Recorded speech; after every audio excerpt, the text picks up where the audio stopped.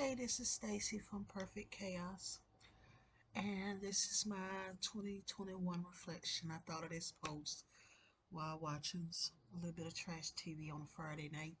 Love after lockup, followed by relative justice. I thought 2020 was bad. We kids are out of school for a while, church closed, couldn't walk anywhere because of kids' behavior, couldn't ride the bus anywhere because of my kids' behavior. Had to stop using the laundry room because they'll run off. And it became isolated at times where I needed to get out of the house just to talk to other people for my sanity, for my survival. Sleep, sanity, survival has been my motto. I need sleep. I need to maintain my sanity so I won't get committed. And I need to survive each day with two special needs kids. So, yeah, it was definitely interesting. So, and then there are things I haven't really discussed, but definitely isolation, definitely depression, anxiety, suicidal thoughts. I had to call the crisis line multiple times for my sanity. I knew in the past they couldn't help Brad because nobody will really knew how to deal with autism behavior as far as there's no medication. From what I was told is they can't commit him at that time. There's no medication that will completely stop all his bad behaviors. But they said that I can call for me, and I had to call for me multiple times. And it's kind of tricky because my numbers in their system, the people that run the crisis line also has the wait list. They also one of the buildings was my kid's psychiatrist and now my psychiatrist. So I put my number in the system. They know it's Stacie or Brad or Kaylin because the number for crisis is the same number to call to make an appointment for the psychiatrist, and you just click whether you want a doctor's office or the mental health crisis line. So I type in my number and I'm Stacie. And eventually, one day, someone I was calling because Brad was doing too much, and they asked me, "Well, what is his Who is his psychiatrist?" So I guess they can coordinate. I'm like, "Well, y'all are," and that triggered something. I didn't know how much it would trigger, but it triggered something. A few days later, I got a call from the site. I got a call saying that they are offering me weekly behavior therapy for free to offer me tips on how to keep Brad calm. But his behaviors kept getting worse. Mm, he threw a glass at me when he was upset. He has never thrown glass at me before. He also bit me and drew blood when we was outside. It was time to put Kaylin on the bus. He decided he don't want to move, so he sat in the middle of the road. And when I was trying to lift him up, he bit my finger. I thought it was just a simple bite, but it was bleeding. I literally had to trust Kaylin to get on the bus solo. There were other parents and kids, so I had to like tell them, go toward the bus because I gotta get your brother home. And the bus driver did wait on him. The other kid one of the other kids told the bus driver to wait. It was a sub that day, and he drew blood. A lot of broken furniture, bigger holes in walls. Yeah. So we got weekly behavior therapy, which was nice. And weekly behavior referred him to the residential placement counselor. I didn't even think he would be a candidate for residential placement because I tried years and years ago and it was told that local hospitals would never take him because he's severe autistic and he's not potty trained. So when they said they're going to refer him to residential placement, I was like, yeah, sure, whatever. They also said it'd take 1 to 3 years to get approved if I need it. That's great and all, but what do I do now? I'm being, isolated. I mean, my mama's helping me get around town with Ubers and Lyfts, because I can't physically get on the bus because I don't want Brad to run off. And Kaylin also started running off as well. He ran out the church twice, and luckily people caught him, and he now travels in a wagon. And then, so I'm like, okay, I fill out the form. I sat on the form for a while, not too long, because I'm like, let me take my time and fill it out, make sure it's correct. Because it take 1 to 3 years, so I got time to make sure it's correct. I turned it back in. I got the form in February. I submitted in February. He was approved for residential placement in March. And I was like, wow, this is Harris don't move this fast. Harris County mental health don't move this fast. And he got his first trial at a group home in June, July. No, May. May. He got his first trial in May. And it supposed to have been a 3-day trial, but it was a 1-day trial. And it didn't go well. He didn't make it 1 day. I talked to the coordinator, I talked to the house manager, I talked to the driver. I told him about Brad. He runs off. He's not potty trained. He takes medications. But somehow all that didn't get communicated to the actual house where he was getting placed at. They're doing a trial at. He put a hole in their wall. He ran away. He got out the door. He peed on their couch. They called the next morning and asked, what can we do? He's in meltdown mode. Well, like, get him an extra Thorazine. That's what his psychiatrist authorized when the case is too severe. The staff didn't know he had medication. And I'm like, well, go get it out of his backpack. Brad wouldn't hand over the backpack. Then I thought, if he ain't had medication, he ain't had a diaper change. So he went 24 hours without medication in a diaper. And he came home super soiled. I cleaned him up, changed him, and he went back a few more times. He really had to go. And then he did another trial with a group home, and he did excellent. They are Christian based. It's a 6-man house. It's not full. And he been there since July. I had to place my son in a group home for 2021. I've been bit with blood drawn for 2021. I had a glass thrown at me for 2021. Yeah. But he is doing so much better. He has his own room, unlimited snacks, unlimited toiletries, daily home cooked meals. Because even with me, I don't cook every day. Some days it's sandwiches, some days it's sandwiches and a salad. Um, Pandemic, I stopped cooking a lot. Like I stopped cooking. I changed my way of cooking. I cut back on a lot of meat because I wanted more room for frozen vegetables. I brought frozen vegetables back. I brought other cuts of meat back besides chicken. I stopped buying a lot of that stuff because Brad used to go in the freezer and eat frozen food, meat and everything.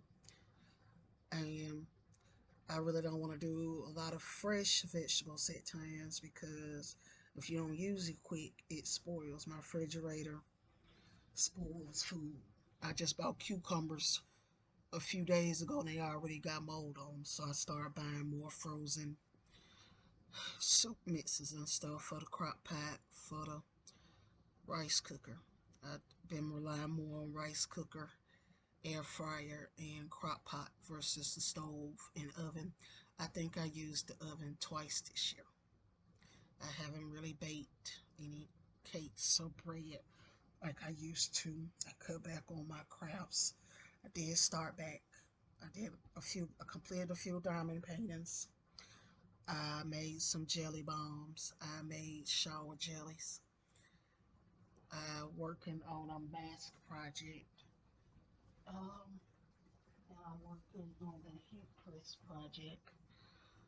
That is for review while I'm trying to updo, upgrade, remodel a backpack I found. I also used the heat press on some masks. So I'm learning that. It's just been, and now Kalen's in puberty. So his behavior been iffy. He been kissing girls on the lips, kicking and standing on tables, throwing things, stripping down naked at school. And so it's been a lot. And then for me, diagnosed with massive depression, I'm now on psych meds. This is water.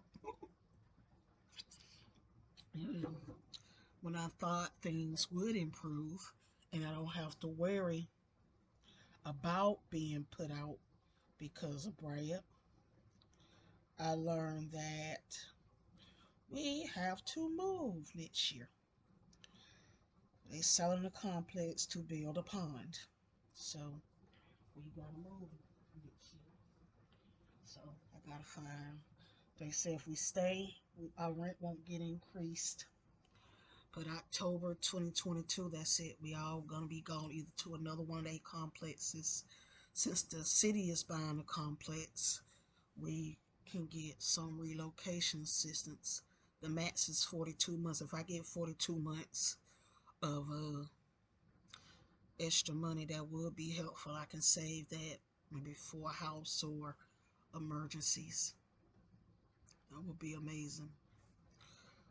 Yeah. So I'm like, you're doing good, but now we have to move. So the fear I had that you're gonna put us out from these big holes in the walls and all these other damages you done caused, peeling the texture off the wall.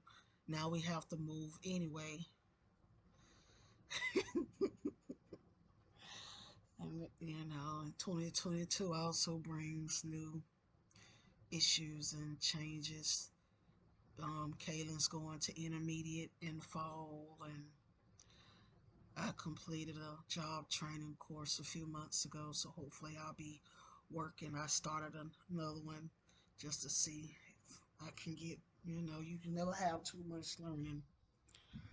Hopefully I can work to be able to pay bills because Brad's SSI goes to the group home, which means I have to find other ways to pay bills and stuff and save up because when he do come back, it take SSI took 4 or 5 months. Well, it took a few months to transfer to the group home, so I figure it's gonna take a few months to transfer back to me. So I'm looking. I got 2 job interviews next week, one on Monday and one on Wednesday. Hopefully, one of them pans out because focus groups are not coming in like they used to. Even got back on M Turk. I made about $11 in the past week. Maybe someone wants to buy a shower jelly, bath bomb, candle. I found a little bit of wax when I was organizing my closet. I can make a candle. I can make candle. I can make a wax melt with my molds. I love silicone molds, so I love my church. They have been a big help. God has brought me through a lot in the past 2 years. Who knew that a pandemic would change a lot? Yeah, yeah. didn't feel like typing out this reflection, so it's on video. You know, I got a new box spring for my bed, a little higher. Um, it's been a rough year. On top of that, we had ice storm Texas. We had blackouts. I just got over no hot water for 2.5 days. Yeah, you know, ice storm Texas really messed me up because the pipes burst. The kids lost their mattresses. I had to throw out a lot of stuff. Blackouts. I definitely have bought a few emergency supplies to help me through future. Like I have a portable power station, which lets me charge the laptop as well as charge my phone, or maybe just hook up a fan because it get hot and Kaden don't like the lights off. But if I figure if he can still watch YouTube, he'll be okay. I also have a camping light with a built-in USB light. Um, I don't know what else I need, but those are 2 items to start. Just in case lights go out, I can still be able to use my devices and keep the baby calm. Hopefully, you know, the year gets better. God has definitely brought me through. You know, we got lights now. We got water now, hot and cold. We got air conditioning. We got, a bed to sleep in, food to eat. The bills for December are paid. Guess January, well, I just paid them the last few days. So I got lights and phone and all the bills paid for another month. Hopefully I can get out and socialize more, go out and do more things, meet new people, make a new friend. I love riding the bus again. I love walking like I want to again. I can walk to McDonald's or Taco Bell or the grocery store while Kaylin at school, or I can take Kaylin. And even when Brad comes home to visit, he even walking to the store now without running off. So he's not running off. He's not eloping. He's not trying to stand in the middle of the street or the road. He hasn't had, I can't say no public meltdowns. He definitely has had. He's struggling with transitioning from home, from going back to the group home, and that's his public meltdown. And on the last visit, he hit a man. He has never hit a man before. So, yeah, hopefully the transitions work out better in the future. I don't know how long he's gonna stay, but I need some things in place, like a day help here. So I don't want to stop him from going to day help, and then you come back to staying at home all the time and destroying things again, and then have to send him back. When I pull him back, I want him to be, this is their house, but you need to go somewhere during the daytime. I need to work. You need to go interact and learn new skills. And that way you're not trapped in the house. Because it's hard when you want to go places and do things, but you running off. You causing trouble. And then, that goes on your record, your insurance. That I got to talk to your psychiatrist. I got to talk to your people. And people see that. So hopefully he gets a day out and be able to come back home full time, and definitely grateful for the group home and their staff. I need to call them shortly. 24-hour staff. They can't sleep while they on shift. They say I can call them anytime I want to talk. Yeah, it's definitely been an interesting year. I'm definitely glad church is back to I can go to church for 2 services again. That's another one I'm grateful for. Uh, Working on decluttering. I organize my canned goods and pantry goods. I organize some of my crafts. Hopefully, the house would be a lot less decluttered before we have to move. I want to take all this stuff with me. I am a mini hoarder. Yeah, and God will bless me with new things into 2022.